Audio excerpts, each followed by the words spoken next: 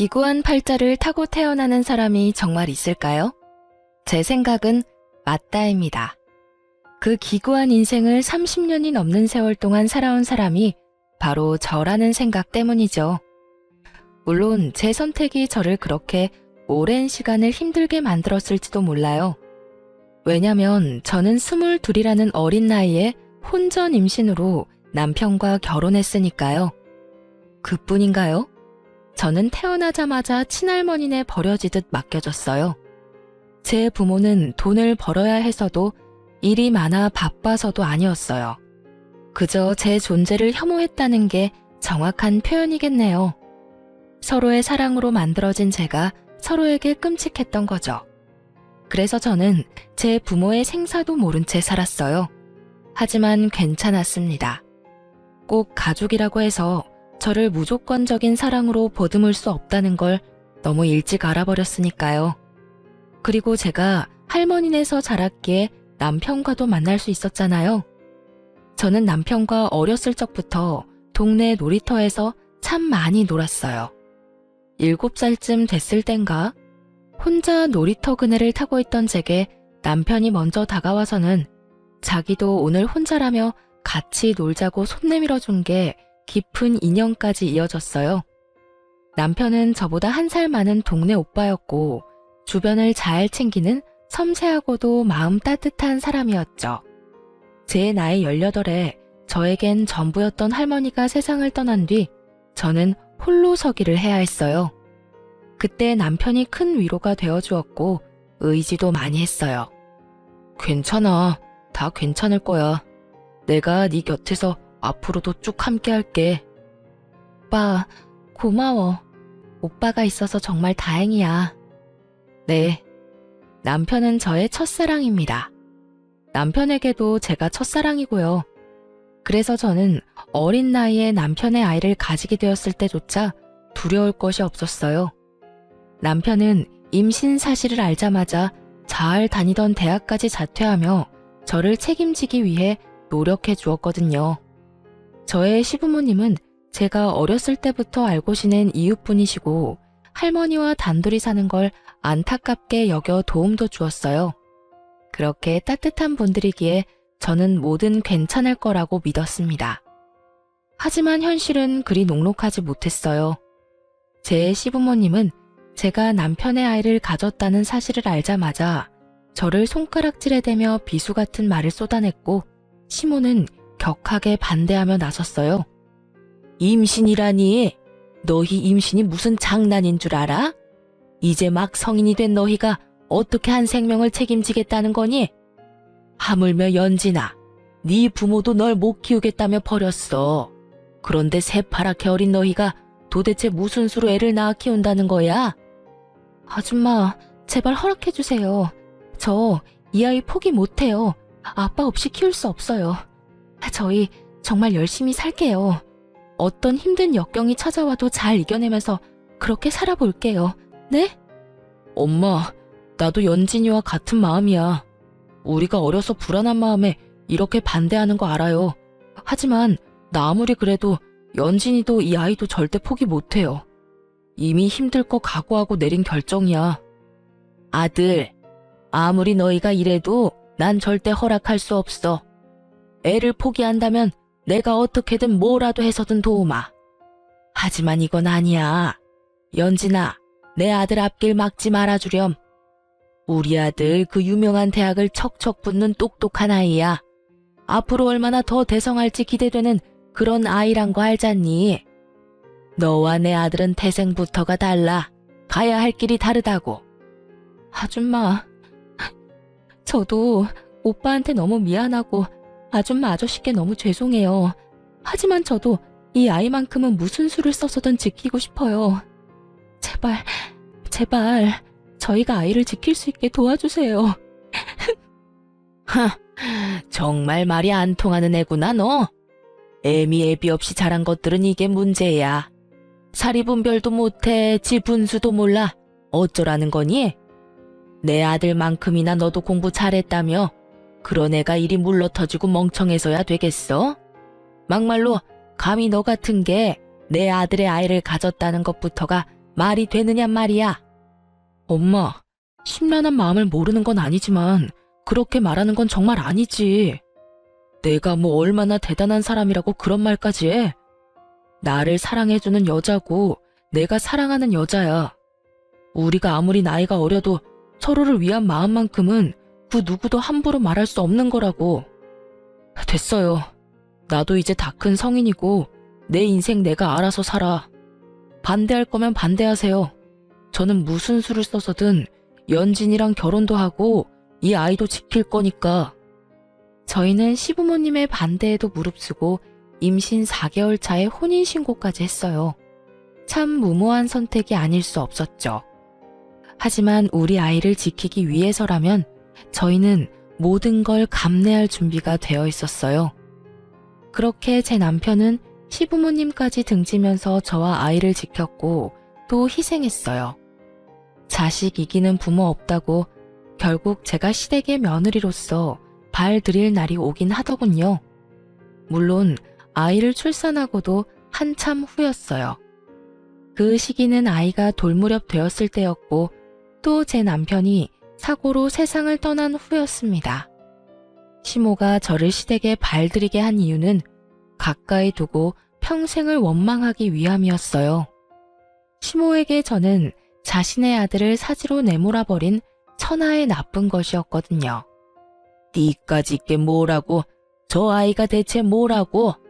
네가 내 아들 목숨을 하찮게 만든 거야. 알아? 죄송해요. 너무 죄송해요. 죄송? 사과하면 넌 끝이겠지. 네가 자식 잃은 부모 심경을 알 리가 있겠니? 나쁜 것. 잘못될 거라면 너나 잘못되지 그랬어. 일찍이 네 할머니나 따라갈 것을. 당신 이제 그만해. 시끄럽기만 하지. 제가 그런 말을 들은들 이미 떠난 아들이 살아 돌아오는 것도 아니지 않소. 연진이 넌 꼴도 보기 싫으니 내 눈앞에 띄지 마라.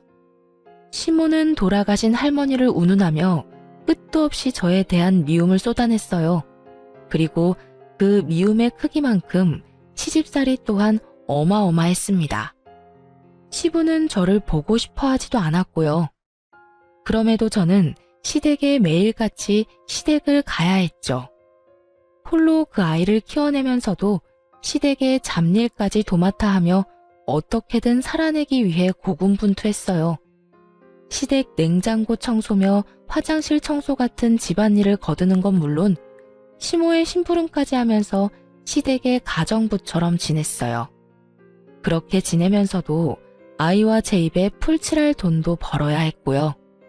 아직도 잊히지 않는 가슴에 맺힌 일이 몇 개 있어요. 그날은 제가 남편의 첫 기일을 보내고 얼마 뒤의 일입니다. 아이가 막 2돌이 지났을 때였어요. 한참 잔병 치레를 많이 하던 시기라 퍽 하면 아프더라고요. 기관에 맡길 여건도 되지 않으니 아이를 들쳐업고 일을 했죠. 낮에는 뻔질나게도 시댁에서 저를 찾으니 밤에 할 수 있는 식당 일로 돈을 벌었어요. 그때도 아이를 업고 식당 설거지를 하고 있었고요. 밤 9시쯤 됐었는데 이상하게 그날따라 등이 뜨뜻한 거예요. 저는 혹시나 하는 마음에 아이를 살짝 내려 이마를 만져봤어요. 그런데 애가 이마랑 몸은 불덩이처럼 펄펄 끓고 손발은 얼음장처럼 찬 거예요. 사장님, 아이가 지금 열이 펄펄 나요. 저 얼른 병원 좀 다녀올게요. 어머, 그러네. 가게 신경 쓰지 말고 어서 다녀와요. 저는 사장님께 양해를 구한 뒤 그 길로 급히 응급실로 향했어요. 원래도 열에 취약한 편이라 열 경련이라도 일으킬까 어찌나 무섭던지 아이는 요로 감염에 걸렸던 거더라고요. 바보같이 먹고 사는 것만 신경 쓰느라 애가 아파가고 있던 것도 눈치 못 챘네요, 제가. 설상가상으로 며칠 입원 치료가 필요하다더라고요. 정말 싫은데 먹고 살 돈도 빠듯하니 병원비 걱정이 절로 들었어요. 그런 제 자신이 그날따라 어찌나 못나고 또 밉던지 모릅니다. 입원실에 자리가 나길 아이와 기다리며 응급실에서 수액을 맞고 있을 때 시모에게 연락이 왔어요. 그때 시각이 밤 11시가 훌쩍 넘었던 터라 의아했죠. 평소에는 그 시간에는 한참 자고 있을 때니까요. 시모가 연락한 이유는 다음날 점심때쯤 집에 손님이 오니 아침 일찍 와서 대청소도 하고 음식 준비도 하라는 거였어요. 저는 시모에게 아이가 입원해서 내일은 도울 수 없다고 말했어요. 그런데 제 말을 듣고는 시모가 난리를 쳐댔어요. 너는 도대체 애를 어떻게 키우길래 요로 감염애를 다 걸려?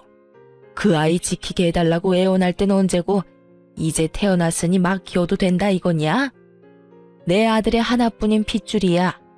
너같이 천박한 것과는 급이 다른 아이라고. 제가 아이를 좀 더 신경 썼어야 하는데 그러지 못했나 봐요. 그래도 이맘때 아이들이 요로 감염에 간혹 걸리기도 한다고 해요. 며칠 입원해서 잘 치료받으면 금방 좋아진다고 선생님께서 그러셨어요.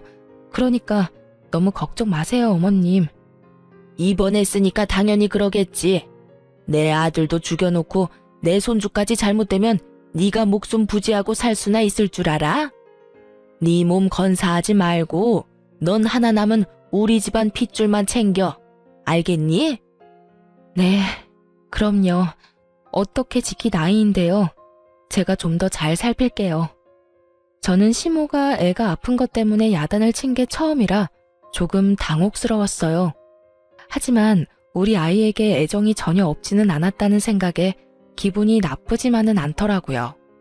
아니, 정확히는 그 순간 처음으로 안도감이 들었던 것 같아요. 그런데 시모는 이런 제 마음을 짓밟는 말을 이어갔고 참지 못한 저는 결혼 이후 처음으로 시모에게 화를 쏟아냈어요. 너는 하필이면 이럴 때 애를 아프게 만들어. 너가 와서 청소를 안 하면 이 넓은 집을 누가 청소하냔 말이야. 진짜 짜증나 죽겠네. 왜 너는 애 간수도 못해서 나한테까지 피해를 주니? 당장 내일인데 어쩌면 좋아 정말.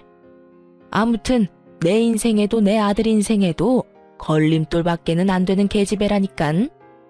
어머님께서 속상하신 마음 모르는 건 아니지만 제가 아프게 만든 건 아니잖아요.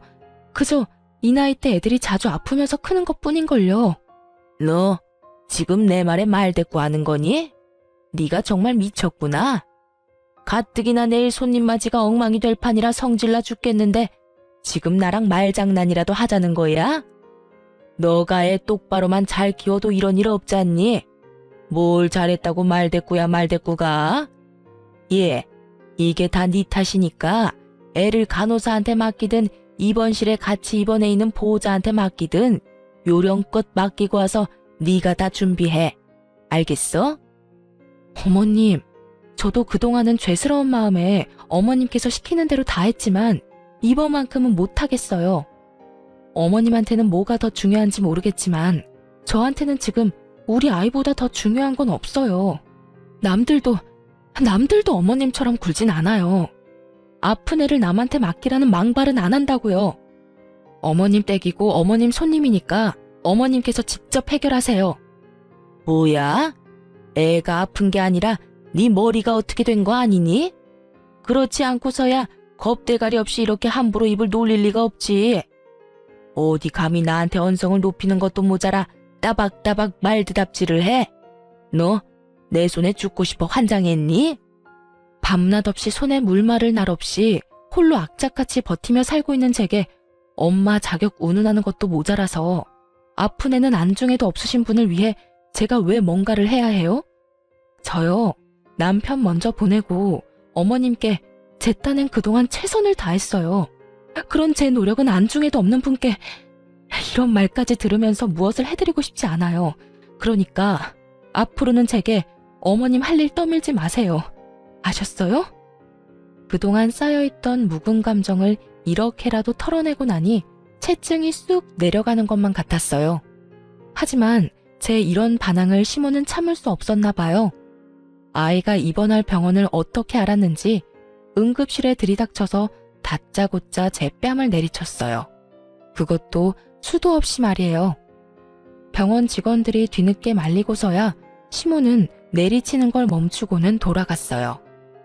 참 다행인 것은 제 아이가 그 난리통에도 깊은 잠에 빠져 보지 못했다는 겁니다.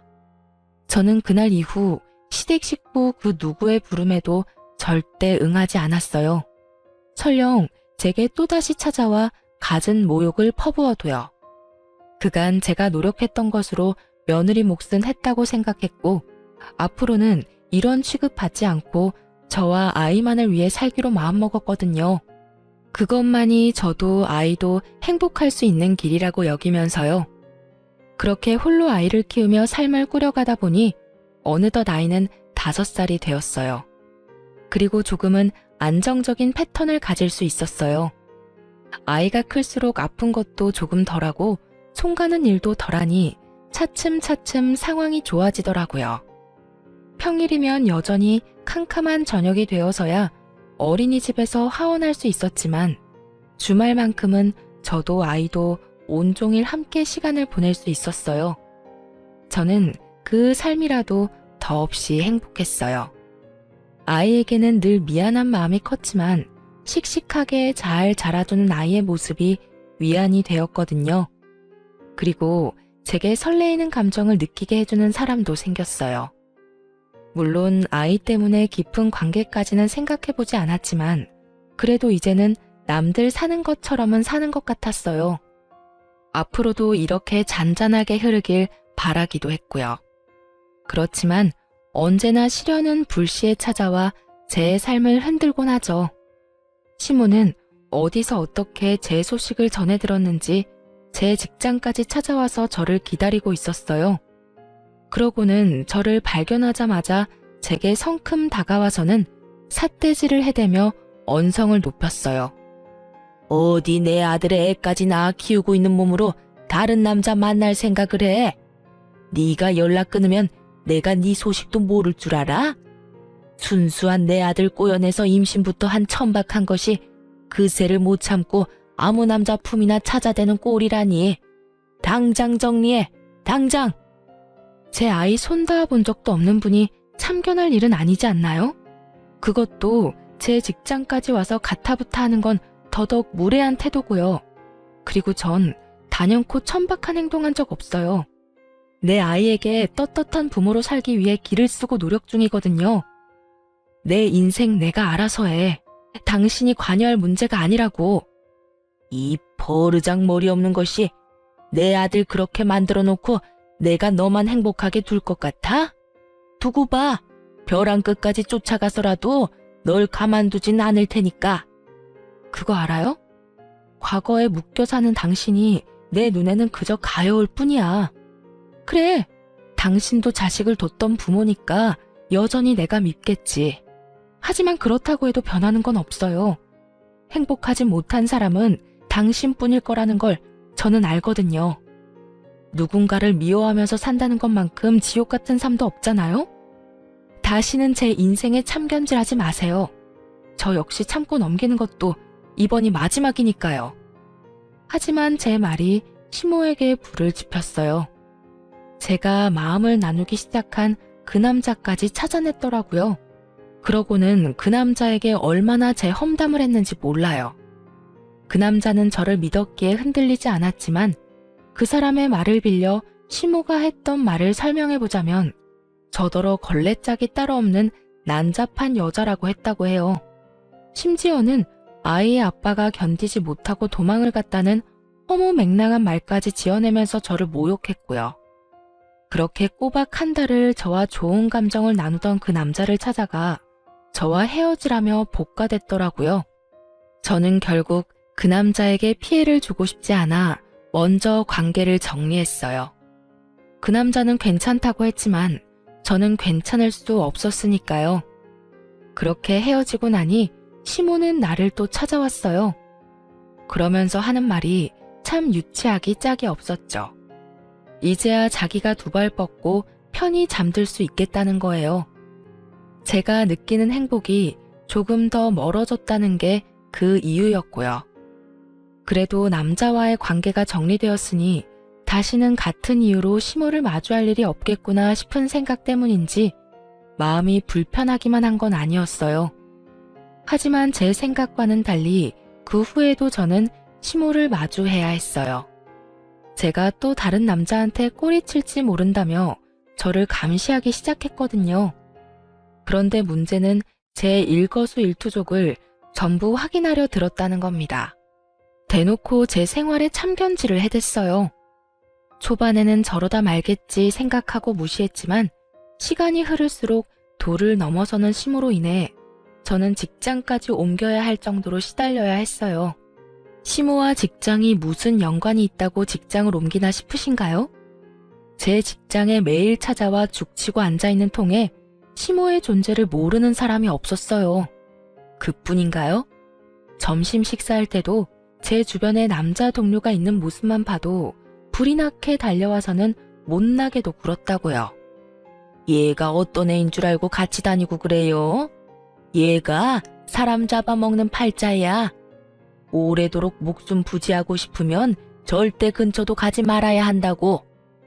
아주머니는 누구신데 그런 말씀을 하세요? 혹시 연진 씨 아는 분이야? 내가 저 요망한 것이 죽인 남자 엄마 되는 사람이요. 그러니까 내 말 허투루 듣지 말고 명심해요. 시모의 이런 언행은 꽤 오랫동안 지속되었고 그러다 보니 점점 저에 관한 나쁜 소문이 퍼져갔죠. 나중에는 어처구니 없게도 제가 돈 때문에 남편을 해코지했었단 추문까지도 돌았다니까요. 이런데 제가 어떻게 직장 생활을 이어갈 수 있었겠어요. 결국 저는 퇴사를 하고 며칠 동안 깊은 고민에 빠졌어요. 어떻게 해야 이 일을 다시는 당하지 않을까 하는 고민이요. 그러다 내린 결론은 그간 고생하며 한 푼 두 푼 모아놓은 돈이 있으니 조금 더 모험적으로 돈을 벌어보자는 생각이 들었고 저는 인생에 처음으로 영업을 해보기로 했어요. 동분서주하며 해야 하는 일이니까 시모가 저를 매번 따라다닐 수는 없을 테니까요. 그리고 아이가 커가면서 드는 비용도 점점 늘어나니 이번 일을 기회 삼아 더 적극적으로 살아보자 싶기도 했고요. 또 아이의 교육적인 부분도 앞으로는 더욱 신경 써야 할 부분이라고 여겼기 때문에 금전적으로나 시간적으로 뭐든 여유가 있길 바랬어요. 그래서 저는 교육 분야의 직종을 골라 제 성실함, 절실함만 믿고 도끼를 품고 일에 전념했습니다. 그 덕인지 저와 잘 맞았던 건지 저는 이전의 벌이와는 비교도 되지 않을 만큼 벌이가 좋아졌어요. 물론 시모도 이직 후 접점이 많이 사라졌고요. 하지만 그중 가장 좋았던 건 월세를 살며 전전하던 저와 아이는 영업직을 선택해 일한 지 딱 1년 만에 제 첫 집을 마련했다는 거예요. 그런데 제 소식을 어떻게 알았는지 한동안 옷깃 한 번 스친 적 없던 시모가 또다시 저를 찾았어요. 하지만 이번만큼은 특이한 부분이 있었어요. 바로 평소 저를 무시하고 또 경멸하던 말투가 아닌 세상 고분고분하고 나긋한 말투를 쓰며 저를 다 이해한다는 듯 말하더라고요. 잘 지냈니? 얼마 전에 우리 아들이 꿈에 나온 게 아니겠니? 그런데 이상하게 너희 생각이 나잖니? 그래서 얼굴이나 보자 싶어 와봤다. 저희가 이사한 곳은 어떻게 하셨어요? 그렇게 직장까지 옮기게 만들어 놓고 아들이 꿈에 나와서 제 뒤라도 캐셨어요? 어머, 왜 이리 날이 서 있어? 내가 널 어떻게 하려고 찾아온 건 아니야. 직장까지 옮기게 했던 건 유감이다. 그래도 당시에는 네가 마음고생을 좀 했어도 어쨌든 결과가 좋으니 그게 다 내 덕이잖니. 그게 어떻게 어머님 덕이에요. 제가 이 악물고 뛰며 버틴 덕이죠. 찾아오신 용건이 뭔가요? 이런 시시콜콜한 이야기나 하자고 찾아오신 거 아니잖아요. 이런 시시콜콜한 이야기 하려고 온 거야. 그런데 우리 손주를 못 봐서 어쩐다니? 이번 주에 애 보고 싶으니까 데리고 한번 집으로 와라. 내 손수 차려 우리 손주 챙겨 먹이고 싶으니 말이야. 내키지 않아도 와. 네가 싫다고 천룡까지 네가 어찌하려 들지 말고. 너도 와서 같이 식사나 하자꾸나. 저 어머님께 연락하거나 찾아뵙는 거 불편해요. 저희가 가볍게 같이 식사나 할 정도로 서로를 이해하며 살지는 않았으니까요. 예, 나도 알아. 온다고 연락하기 불편하면 너 편할 때 언제든 오렴. 이번 주는 내내 식사 준비를 해놓을 테니. 시모가 찾아와 이 말을 했을 땐 이 양반이 또 무슨 꿍꿍이가 있어서 이러나 하는 생각이 강했어요. 앞으로는 다시는 이런 연락을 하지 말고 찾아오지도 말라 당부하기 위해 이번이 마지막이라 생각하며 다음날 일찍 시댁에 들렀어요. 그런데 제가 이 관계를 끝내기 위한 말을 꺼내기도 전에 시모가 황당한 소리를 짓거리더군요. 잘 왔다. 그런데 우리 손주는 어디 가고 너만 왔니? 제가 어머님께 드릴 말씀이 있어서 데리고 오지 않았어요. 그러니? 아쉽네. 네가 할 말이 뭔지는 대충 짐작이 가니 내가 먼저 말하마. 너 돈 좀 만지는 거 내가 다 안다. 그래서 말인데 평생 내 꿈이던 제주살이 네가 좀 시켜줘야겠다. 할머니가 살아계실 적 시모는 가끔 자기 꿈을 이야기하곤 했어요. 늙으면 자기는 제주도에서 살고 싶다고요. 그런데 지금 그 꿈을 저더러 이뤄달라뇨. 저는 시모의 말에 어이가 없어 따박따박 따졌어요. 제가 왜 어머님의 꿈을 이뤄드려야 해요? 제가 힘들게 지내왔던 세월을 빤히 보셔놓고 그런 말을 어떻게 하세요? 아들이 없으니 하나뿐인 며느리한테 효도 좀 하라는 거잖니. 처음이자 마지막으로 효도한다 생각하면 될 일 아니니? 그동안 아이의 조부모로서 사소한 것 하나 노력한 적 없으시잖아요. 그런데 효도를 운운하실 자격이 있다고 생각하세요? 그런 걸 일일이 따질 관계는 아니지 않니? 그리고 어차피 돈을 죽을 때 싸갈 것도 아니고 너 제주에 이번에 대출받아서 땅 샀다며? 우리가 노후로 거기서 좀 생활한다는 건데 뭐가 문제라고 이래? 그만 좀 하세요. 언제까지 이런 관계로 살아야 하는 건데요? 제 것에 탐내지 마시고 어머님 삶을 좀 사세요. 저요, 어머님 사리사욕이나 챙기자고 열심히 사는 거 아니에요.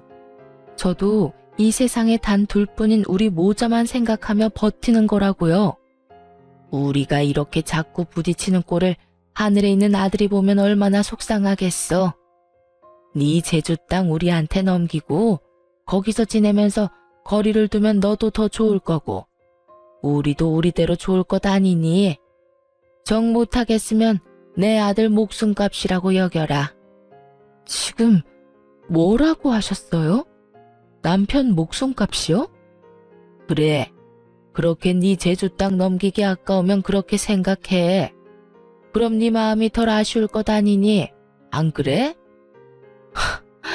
정말 끝까지 진절머리가 나게 만드네. 당신이 말하는 아들 목숨값, 내 남편 사망보험금까지 탈탈 털어갔잖아. 1,000원 한 장 안 남겨주고 전부 빼앗아 갔잖아. 저는 목숨값을 운운하며 말하는 순간 꼭지가 돌아 그 집에 있는 물건이란 물건은 다 집어 던져댔어요. 그 모습에 잔뜩 겁먹은 시모는 제가 찾아와 난장을 부린다며 시부에게 연락했어요. 뒤늦게 연락받고 달려온 시부는 다짜고짜 제 얼굴에 손을 댔습니다.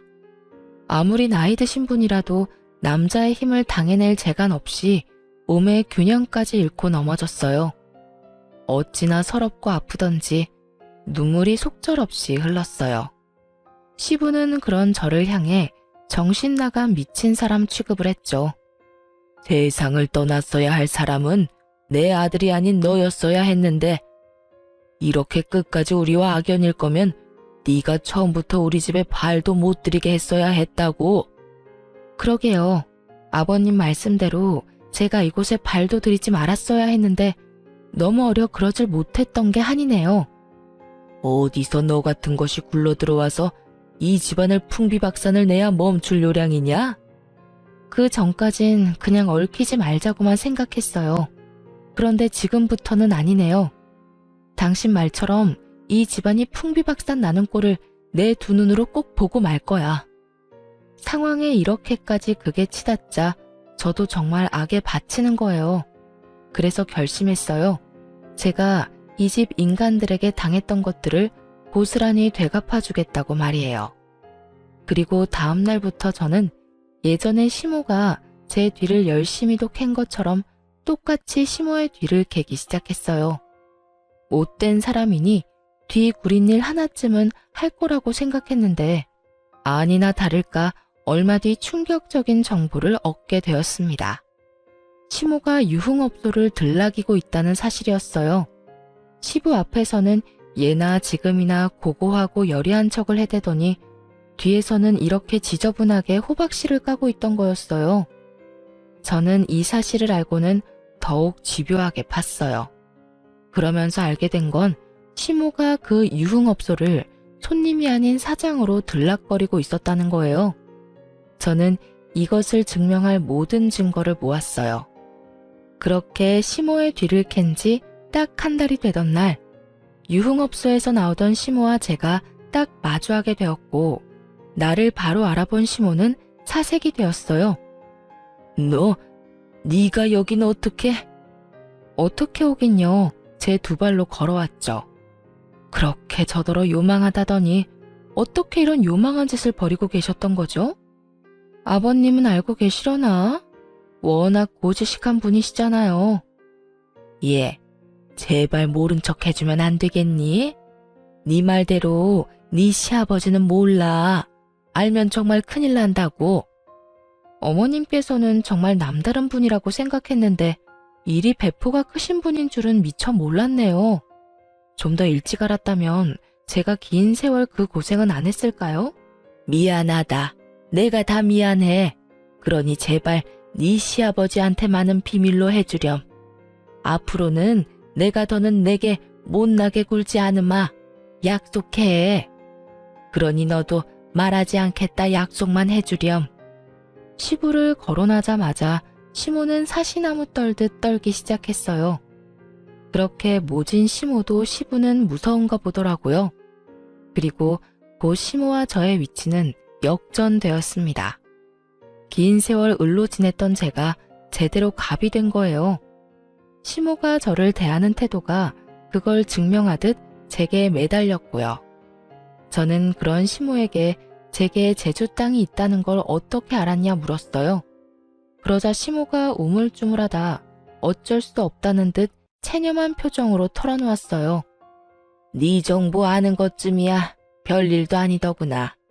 돈만 있으면 요즘은 원하는 걸 다 얻을 수 있는 시대지 않니?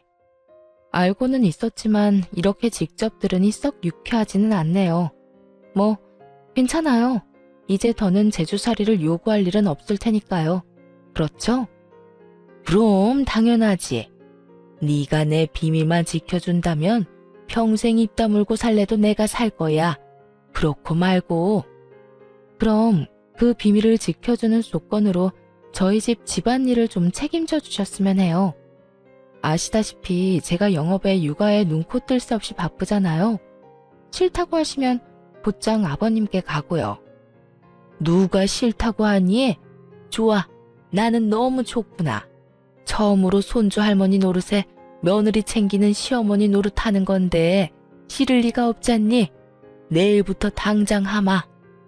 이 비밀로 인해 시모는 시부에게 말하지 않는다는 조건으로 제가 시댁에서 잡일을 도맡아 했던 것처럼 시모도 우리 집에서 집안일을 거들었어요.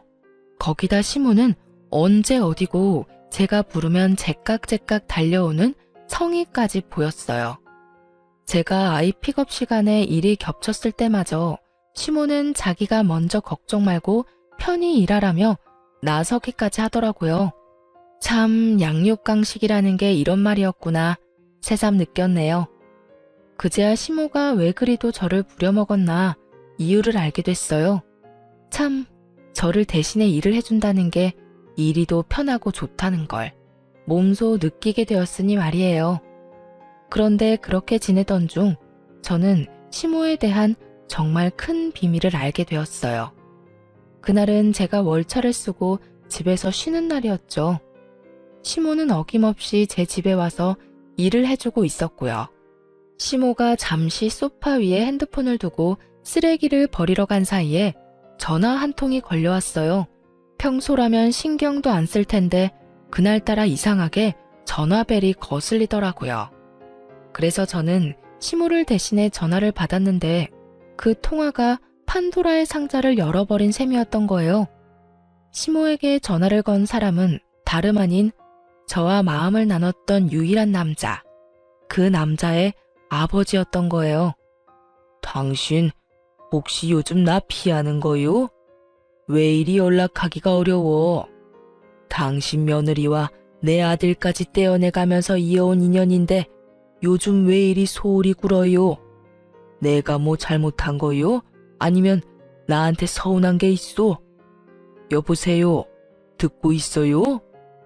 저는 너무 놀란 마음에 무작정 전화를 끊어버렸어요. 그런데 딱 그 타이밍에 시모가 현관을 열고 들어오더군요. 저는 그런 시모에게 도대체 밖에서 뭘 하고 다니냐며 따져 물었어요. 하지만 시모는 갑자기 무슨 소리를 하느냐며 당황스러워 하더라고요. 그런 시모에게 전화가 왔었다고 말했고, 시모는 통화 내역을 봤는지 손을 바들바들 떨며 불안한 기색을 보이더라고요. 저는 그 모습을 놓치지 않고 사실대로 말하라고 난리를 쳐댔어요. 그러자 시모도 깊은 숨을 몰아쉬고는 입을 열었습니다. 이 남자는 그러니깐 내가 따로 만나고 있는 사람이야. 네 시아버지는 당연히 모르는 사실이고. 그것뿐만 아니잖아요. 제가 만나던 그 남자랑 연관 있는 거 다 안다고요. 그건 내가 나중에 알게 된 사실이야. 혹시라도 내 외도 사실을 네가 알게 될까 겁이 났어. 그래서 나도 어쩔 수가 없었다는 말이야. 하필이면 어머님께서 외도를 하고 있었는데 그 남자가 저와 마음을 나눴던 그 남자의 아버지였다고요? 그래서 어머님의 그 난잡한 사랑을 지키기 위해 저에 대한 갖은 험담을 쏟아내면서까지 갈라놓으려고 했고요. 그래, 외도도 내가 하면 로맨스인 것 아니겠니? 너도 어떤 남자인지 그의 아들을 경험했으니 알 것 아니니? 아들은 아버지를 보고 배우는 거잖니. 그런 다정한 사람을 나라고 어떻게 포기했겠어? 어차피 넌 어린아이가 있으니 포기하기 쉽잖아. 난 하나뿐인 내 아들도 떠나버린 후라 기댈 곳이 필요했을 뿐이야. 저는 그제야 시모가 저와 마음을 나눴던 그 남자를 한 달 꼬박 괴롭혔던 이유를 알게 되었어요. 시모가 이리도 난잡하고 지저분한 사람이라는 걸 이렇게까지 모든 사실을 알게 되고서야 몸소 느꼈네요. 저는 그동안은 느끼지 못했던 배신감마저 들었어요. 더는 시모의 비밀을 빌미로 시모와 같은 짓을 하지 않기로 마음 먹었어요. 그 길로 저는 시부에게로 향했습니다.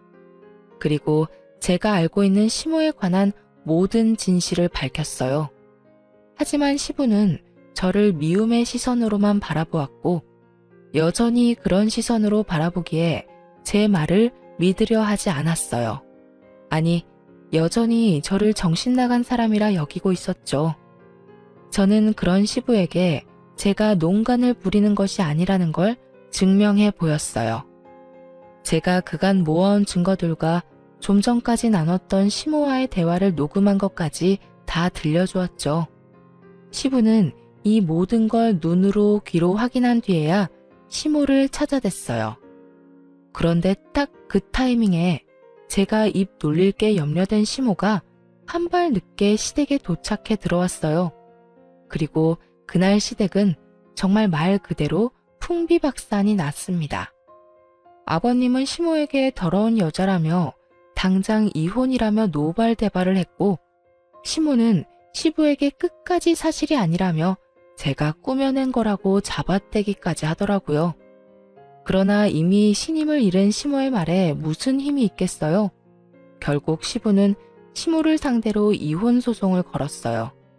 시모는 며칠을 제게 찾아와서는 말도 안 되는 부탁을 자꾸 했어요. 제발 네 시아버지한테 가서 네가 거짓으로 만들어낸 거라고 한 번만 말해주렴. 응? 어머님, 사실을 거짓이라 말하는 것도 죄예요. 저는 어머님과 같은 죄를 지으면서까지 어머님 편에 서고 싶지 않아요. 내가 꼭 걸리면 안 되는 일이 있어서 그래. 그걸 알면 정말 끝이라고. 그러니 제발 나 좀 살려줘. 나 좀 도와줘. 얼마 뒤 저는 시모가 시부에게 걸리면 안 된다는 게 뭔지 알게 됐어요. 시모가 업소 운영을 위해 시부 이름으로 몰래 대출을 받았던 거였죠. 그리고 시모의 우려처럼 시부에게 이 사실을 걸리고 말았어요. 시모는 재산 분할은 당연하고 대출 빚의 위자료까지 어마어마한 돈을 시부에게 줘야 했어요.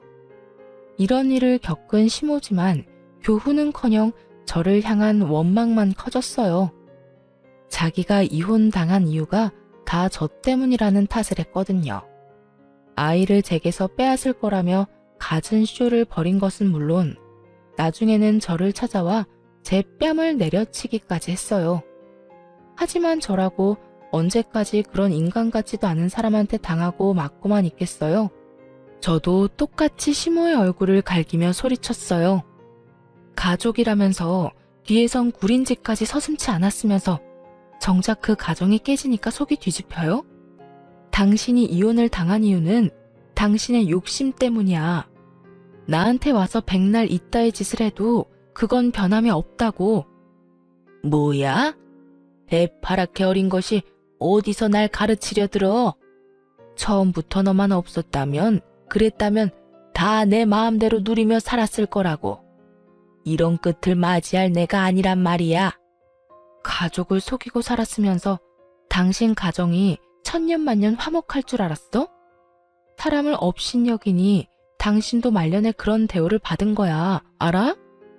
다시는 내 앞에, 그리고 내 아이 앞에는 띄지도 마요. 너만 아니더라도 내 가정은 평화로웠다고. 네가 내 아들도 내 남편도 나한테서 뺏어가지만 않으면 제주도에 가서 평생 행복하게 살 수 있었단 말이야. 당신에게 행복한 결말이 있을 리가 없잖아. 아무리 하늘을 가리려고 한들 가려지는 건 아니니까. 시모는 분노를 참지 못하고 제 머리채를 잡아 흔들어댔어요. 저 역시 질세라 시모의 머리채를 잡고 놓아주지 않았죠. 손에 머리카락이 한 움큼이나 뽑힐 때까지 말이에요. 하지만 시모는 제게 더는 아쉬운 소리 따위 안 한다며 남편에게 이혼당해도 자기는 내연남이 있으니 상관없다며 당당하게 돌아가더군요. 그런데 얼마 못 가 저를 또 찾아왔죠. 그 이유는 내연남에게 이별 통보를 받았기 때문이었고요. 제가 저와 연인이 될 뻔한 그 남자에게 연락해 우리가 이루어지지 못했던 그 이유에 대해 말했어요. 제 시모가 내연녀라는 사실도 자기들의 사랑을 위해 우리가 그런 끝을 맞게 됐다는 것도요. 그러자 시모의 내연남이 자기 가정까지 큰 피해를 볼까 무서워 황급히 시모와의 관계를 정리했던 거예요. 거기다 제 말처럼 하늘이 나섰던 건지 얼마 뒤 시모가 운영하던 유흥업소에서 한바탕 소동이 났어요. 시모가 시부에게 위자료와 대출 빚을 갚는 것 때문에 자금이 없어 직원들에게 월급을 제대로 주지 않았던 게 화근이었어요. 결국 시모는 악덕이라는 꼬리표만 달린 채 폐업까지 하게 되었어요. 그제야 아쉬운 게 많아졌던 걸까요? 다시는 안 볼 사이처럼 머리채까지 잡아놓고 목숨을 잃은 아들을 생각해서라도 자기를 좀 잘 살펴주면 안 되겠냐며 구걸하는 거예요. 정말 애처롭게도 매달리는 꼴이 추접해 보일 정도로요. 내 남편도 엄마인 당신을 돕는 걸 원하지 않을 거야. 스스로 깨우치고 이겨내고 속죄하면서 그렇게 벽에 부딪힌 채로 살아봐. 내 아들은 그리 매정한 아이가 아니야. 분명 네가 나를 거두길 바랄 거라고. 제발 나를 좀 도와주렴. 나도 내 앞가림은 하마. 아주 잠깐이라도 좋아. 네가 사놓은 제주 땅에서 지낼 수만 있게 해주렴. 내가 월세는 다달이 내마. 공짜로 지내겠다는 것도 아니잖니. 네 눈앞에도 보이지 않을 거야. 평생 거기서 살다 거기서 생을 마치 마. 당신이 뭔데 내 땅에서 지낼 생각을 해. 그것부터가 당신은 그런 거야. 결국 내 덕을 보며 당신이 원하는 꿈을 이뤄보겠다는 속내잖아. 나도 제발 부탁이니 당신은 당신 알아서 살아. 내가 실언했어. 제주 땅이 아니라 네 집에 있는 방 한 켠만이라도 좋으니 내치지 말아주렴. 집안일은 다 내가 하마. 원 없이 부려먹어도 좋아. 잠만 잘 수 있게 해주렴. 제발. 당신한테 내줄 방 따위 없어. 한 번만 더 찾아오면 신고할 줄 알아? 제발, 이제 우리 악연은 오늘이 마지막이길 바래. 시모는 자기 목구멍이 포도청이니 제가 오지 말라고 신고하겠다 말해도 끈질기게도 매달리며 하루가 멀다 하고 찾아왔어요. 거기다 제가 그렇게도 매정하게 했으니 못된 그 성정이 가만히 받아들일 리 없었죠. 또다시 못된 행동을 일삼아댔어요. 제가 망하는 꼴을 보고 말겠다며 제 직장에 아이가 다니는 기관까지 찾아가서는 제 전 직장에서 했던 짓을 또 해댔죠. 말도 안 되는 말들로 저뿐만 아니라 아이에게까지 피해를 입혔고 친구들이 수군대는 걸 견디지 못해 아이가 불안증까지 생기고 말았어요. 아이에게까지 해를 준 건 절대 용납할 수 없었기에 저는 시모를 상대로 고소했어요. 이걸 그냥 두면 앞으로 또 이러지 않으리란 법도 없잖아요. 시모는 법적 조치를 취하고서야 겁을 먹더라고요. 네 눈앞에서 완전히 사라질게. 그러니 제발 선처해주렴. 내가 돈도 없고 집도 없는 와중에 처벌까지 받을 수는 없잖니. 내가 그동안 너를 우습게 여겼어. 사실이다. 하지만 이번만큼은 진심이야. 선처만 해주면 죽은 듯 살겠다. 약속하마. 내 아이에게까지 해를 입혀놓고 뭐? 선처? 마음 같아선 골방에 가두고 평생 못 나오게 하고 싶은 심정이야. 당신이 그간 내게 했던 만행들까지 어디 한번 제대로 죗값 치러봐. 시모는 자기 코가 석자라는 걸 느꼈는지 나중에는 제 아이에게까지 무릎 꿇고는 할머니가 잘못했다며 용서해달라고 빌었어요. 하지만 그런다고 잘못이 사라지나요? 저는 끝까지 봐줄 생각은 없었어요. 저는 모진 일을 당해도 제 아이만큼은 그러지 않길 바랬는데 이런 제 바람을 짓밟은 시모가 제발 감옥에서 썩길 바랄 뿐이었으니까요. 저는 끝까지 선처해주지 않았고 결국 시모는 몇 년치의 죗값을 그제야 제대로 처벌받게 되었습니다. 참 숨 쉴 틈 없는 오진 날의 연속이었어요. 지금 생각해보면 어떻게 그 모든 날을 버티며 이만큼 살아왔을까 신기하기도 해요. 아이와 함께 남편을 따라 이 세상을 등지면 어떨까 하는 생각이 들 정도로 힘든 날이 많았으니까요. 하지만 시댁과의 악연에 종지부를 찍은 후 2년이라는 시간이 더 흘렀네요. 저만큼이나 힘들었을 제 아이가 잘 버텨준 것이 너무도 감사하고 여전히 씩씩하고 단단하게 자라주고 있는 것이 대견하다고 느껴져요. 아이는 크면서 얼굴이 12번도 더 바뀐다는 말처럼 어렸을 땐 그리도 저를 쏙 닮았던 아이가 지금은 남편의 얼굴이 참 많이 닮아 있어요.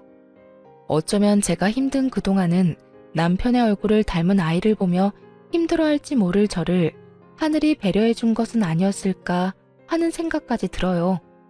제 아이는 남편을 닮아 똑똑하고 저를 닮아 억척스러운데 그래서 참 다행이지 않나 싶어요.